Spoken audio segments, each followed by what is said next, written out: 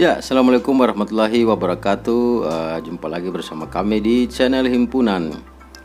Eh, Ketua KPU RI Hasyim Asyari ini memberikan sebuah statement yang semestinya tidak dilakukan olehnya, karena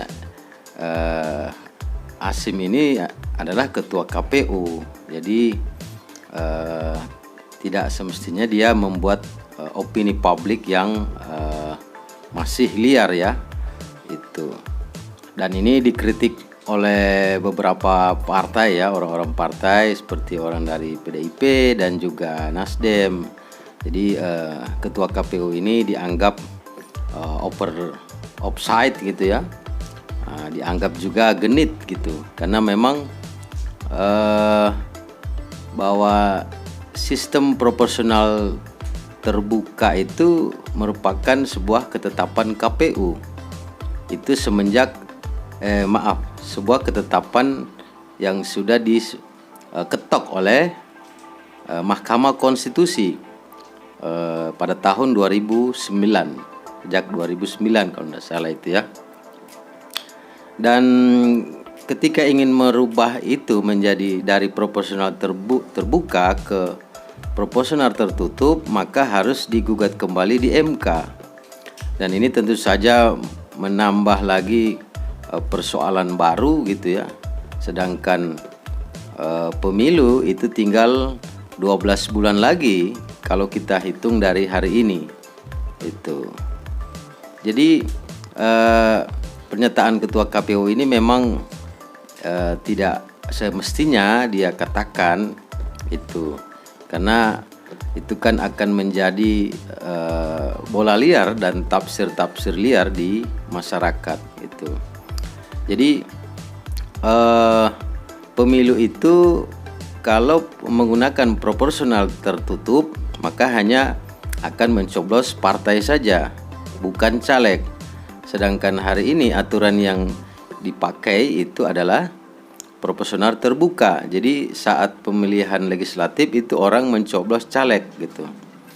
Jadi proporsional terbuka dan tertutup ini tentu saja banyak untungnya, banyak ruginya. Nah, ini mungkin akan dikaji kembali oleh partai-partai politik ya. Apakah seperti apa mereka.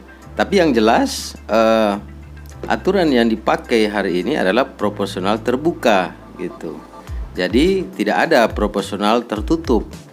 Untuk merubah ke proporsional tertutup itu harus menggugat kembali ke Mahkamah Konstitusi. Jadi tidak semudah itu. Makanya sebenarnya ketua KPU ini Hasyim Asyari sebaiknya tidak menambah urusan lagi, tambah urusan. Jadi fokus saja pada urusan KPU, meminimalisir kecurangan dan menjalankan semua aturan undang-undang dan kesiapan pemilu 2024 dengan baik gitu. Gak tahu ini kenapa ketua KPU mulai aneh-aneh gitu ya. Mungkin ada sedikit stres atau tekanan mental atau pengaruh apa gitu kan. Karena baru-baru ini kita lihat juga banyak di media-media nasional memang sedang ada polemik, itu dimana ada muncul wanita emas yang membuat sebuah video testimoni juga, dan kemudian juga KPU itu sedang digugat oleh beberapa partai politik ya, yang baru, yang kemudian partai-partai politik itu tidak lolos pemilu 2024. Kemarin ada gugatan dari Partai Umat kalau tidak salah itu ya, dan ada juga partai-partai lain dengar-dengar melakukan gugatan kepada pihak KPU karena partai mereka tidak lolos verifikasi faktual gitu. Jadi memang masyarakat mengharap agar ketua KPU jangan sembarangan, karena sembarangan membangun opini publik, karena dia sendiri sedang menjabat sebagai ketua KPU Itu bukan tupoksinya memang. Biarkan kelompok civil society yang membangun opini publik itu, atau media atau partai politik sendiri. Jadi kalau ketua KPU membangun opini publik lagi, itu dianggap ketua KPU sudah offside, karena dia adalah penyelenggara. Penyelenggara pemilu harus netral, harus benar-benar netral, jujur dan adil gitu. Kita lansir dari Detikcom. PDIP anggap ketua KPU genit bicara wacana pemilu proporsional tertutup. Ketua KPU Hasyim Asyari mengungkapkan ada kemungkinan pemilu 2024 kembali ke sistem proporsional tertutup. PDIP menilai Hasyim kegenitan saat menyampaikan pernyataan tersebut. Menurut saya, ketua KPU ini kegenitan dan something wrong di dalam memberikan statement, ujar Wakil Ketua Komisi 2 DPR RI Junimart Girsang saat dihubungi Kamis 29 Desember 2022. Jadi Junimart menilai Hasyim seharusnya bekerja sesuai dengan undang-undang yang berlaku. Ia meminta agar Ketua KPU Hasyim Asyari tidak memberikan opini yang sesat.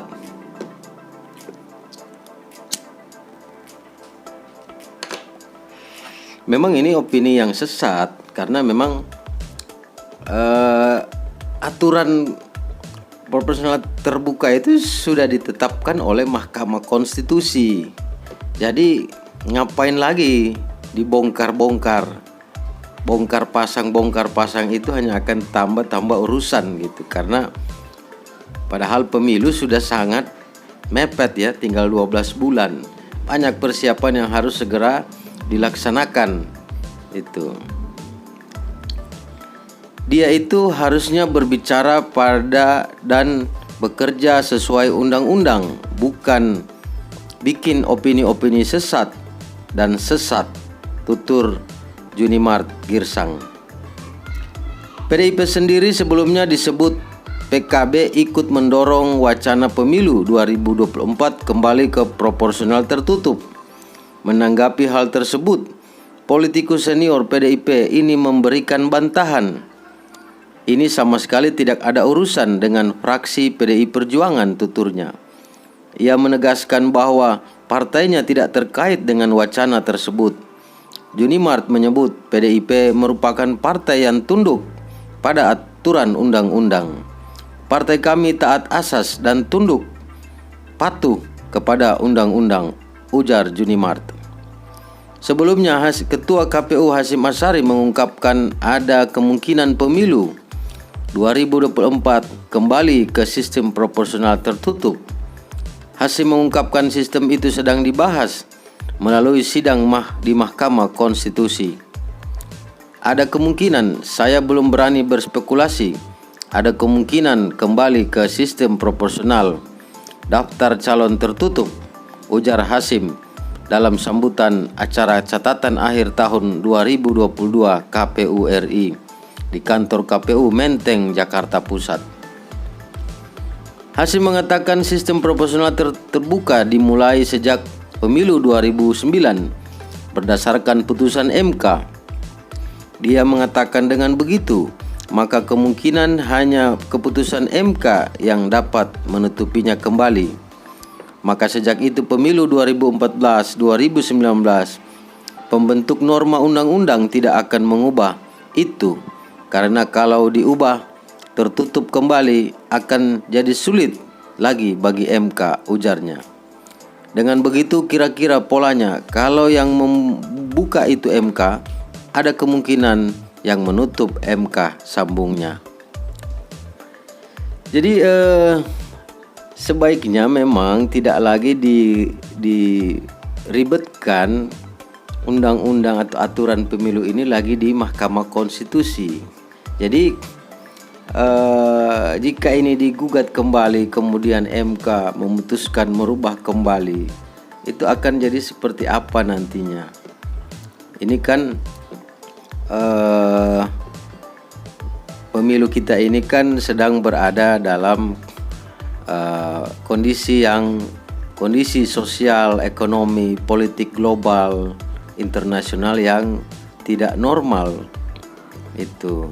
Jadi banyak persoalan di luar sana dan bahkan di dalam negeri itu, terutama ya kita sedang terancam adanya resesi dan kita baru masa pemulihan ekonomi nasional akibat hantaman pandemi COVID-19 selama 3 tahun ini. Kondisi sosial politik kita juga saat ini kurang stabil ya, terjadi terlalu banyak polemik baik itu di tingkat elit maupun akar rumput. Makanya sebenarnya aturan pemilu yang kita gunakan hari ini yaitu proporsional terbuka dengan memilih caleg-caleg saja, tidak berdasarkan nomor urut atau proporsional tertutup, itu tentu saja sudah sangat baik, sudah sudah banyak diterima oleh masyarakat Indonesia, dan masyarakat berharap sepertinya itu tidak terlalu diubah atau tidak perlu diubah-ubah lagi aturan itu, karena bisa membingungkan sendiri itu. Dan kemungkinan juga kalau kita lihat banyak juga partai-partai lain tidak setuju ya dengan aturan proporsional tertutup itu. Tapi ini lagi-lagi jika ada yang menggugat di MK dan MK menyetujuinya, ya bagaimana lagi? MK menutup, membuka, menutup lagi, membuka. Kasihan kan undang-undang itu hanya buka tutup seperti jalan rusak atau yang sedang diperbaiki lah, ada buka tutup. Jadi ini tentunya akan jadi polemik baru lagi di situasi pemilu kita. Jadi Ketua KPU sebaiknya tidak lagi membuat pernyataan atau statement-statement yang belum jelas keabsahannya, karena itu bisa menambah polemik, dan urus saja KPU dan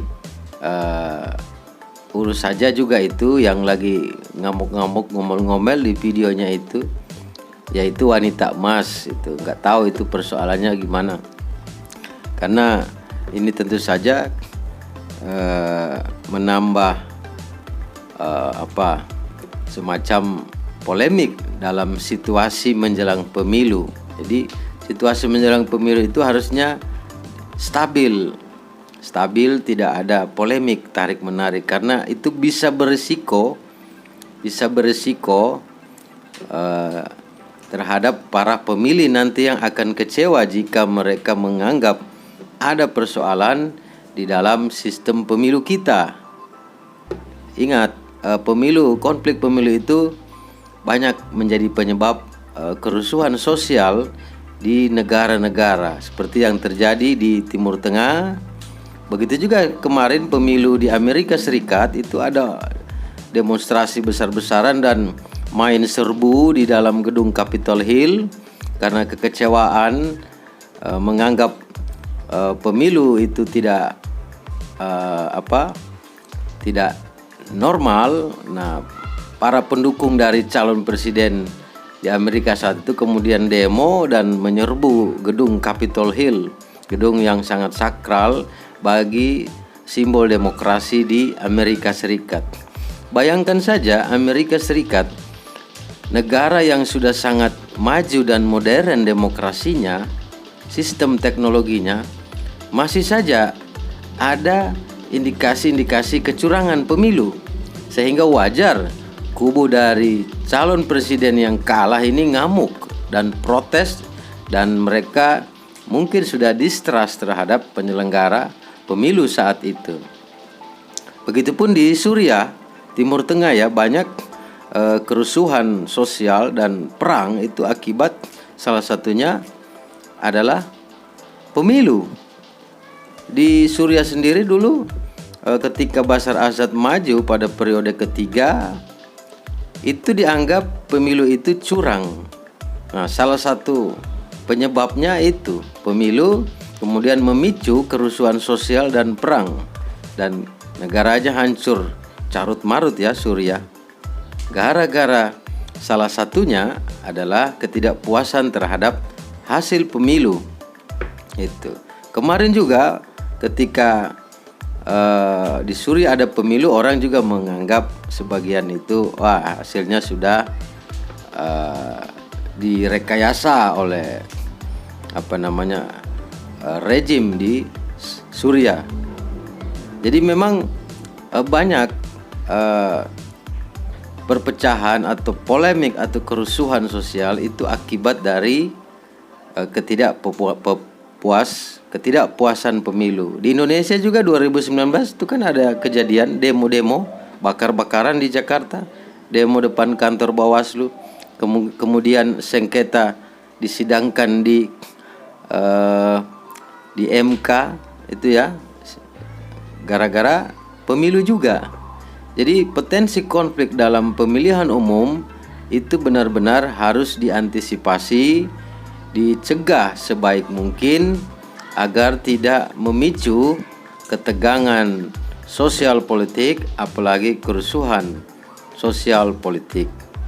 Jika pemilu tidak benar, tentu saja orang akan kecewa. Makanya KPU harus benar-benar menjalankan semua proses pemilu sesuai dengan Undang-Undang Indonesia dan etik dari demokrasi. Oke, sekian teman-teman. Salam damai Indonesiaku, dan jangan lupa subscribe channel ini. Sekian dan terima kasih.